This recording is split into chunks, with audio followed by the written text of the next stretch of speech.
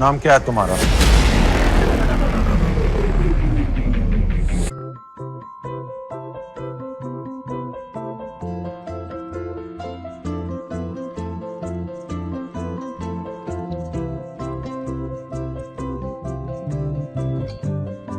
When the teaser for Butler House came out, I posted a reaction video and I made some comments about John Abraham's recent choice of movies. After posting the video, I thought, hang on a minute, it's been a while since I saw a John Abraham movie, so what if everything has changed? And I decided to go and watch Romeo Akbar Walter. It's a spy thriller based around the 1971 India-Pakistan war, which led to the creation of Bangladesh. We are on the verge of a war with Pakistan. John Abraham works as a bank cashier. His father was killed in the India-Pakistan war, and he is handpicked by Jackie Shroff, who is playing the director of Research and Analysis Wing. मैं तुम्हें एक ऐसे performance के लिए तैयार करना चाहता हूँ जिससे हिंदुस्तान का आने वाला कल बदल सकता है. I want you to serve your country. The initial sequence of John Abraham's training is a little bit clunky. A lot of things are supposed to be packed into a very short amount of time. And I was glad that it got over really quickly. And he starts his mission, which is to go into Pakistan and start gathering intelligence. And here starts a sequence of events which keeps you gripped for long durations of the movie. There are certain parts where the pace slows down. First, it is in the beginning when he is being trained. And then towards the end, it slows down quite a lot.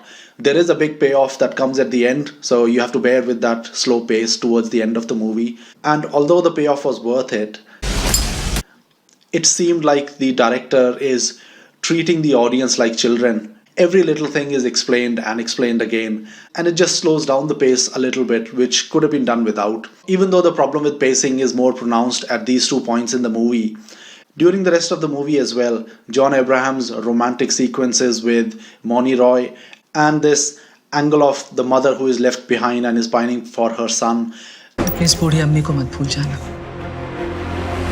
they don't add anything to the movie. Just when you think that the movie is gathering pace and you start getting involved in the events, these 2 tracks come in between and they break up the pace.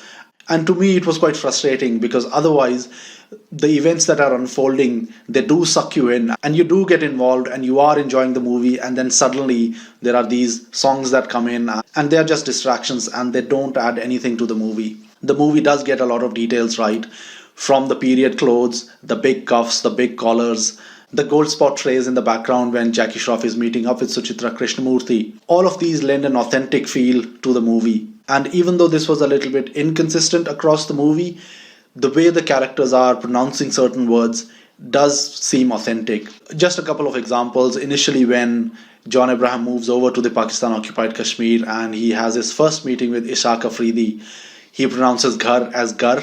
And Colonel Khan, the way he's pronouncing Abdul Malik instead of Abdul Malik. These are minor details, but they're quite important in the grand scheme of things. Sikandar Kher really surprised me. I could not recognize him, and I thought he must be a Pakistani actor. His look was so authentic, and coupled with his pronunciation of the language, he delivered a really good performance. I really liked it. And while we are on that topic, the way Jackie Shroff delivers his dialogue, whether it is in Hindi or in English, it is really impressive. तुम्हें एक undercover mission पर भेजा जा रहा है, जहां पर तुम्हें ये मानकर चलना होगा that you're always being watched. I think a lot of actors could learn a lot from the way he is delivering it. His command over English, his pronunciation, the tone of his voice, everything was very impressive. John Abraham does a decent job, and movie after movie he is proving that he is not just a good looker. When he came into the industry, not a lot of people gave him any chance. He was dismissed as yet another model who is entering the film industry, but he has proved a lot of people wrong. And to be fair, he's not the best actor out there, but he has chosen scripts which play to his strengths, and this is one of those. No review of mine can be complete without nitpicking on something. And here are 2 that I really had a problem with. So, first of all, you spend a lot of time talking about cluster bombs, and when the CGI comes out, they are not cluster bombs. Cluster bombs behave in a very different manner, and there are countless videos on YouTube to see what those explosions would look like. So I think that was a miss. Maybe they thought nobody will notice it. The other event was when John Abraham just walks into the ISI chief's office. It does not matter whether you are in an army officer's uniform.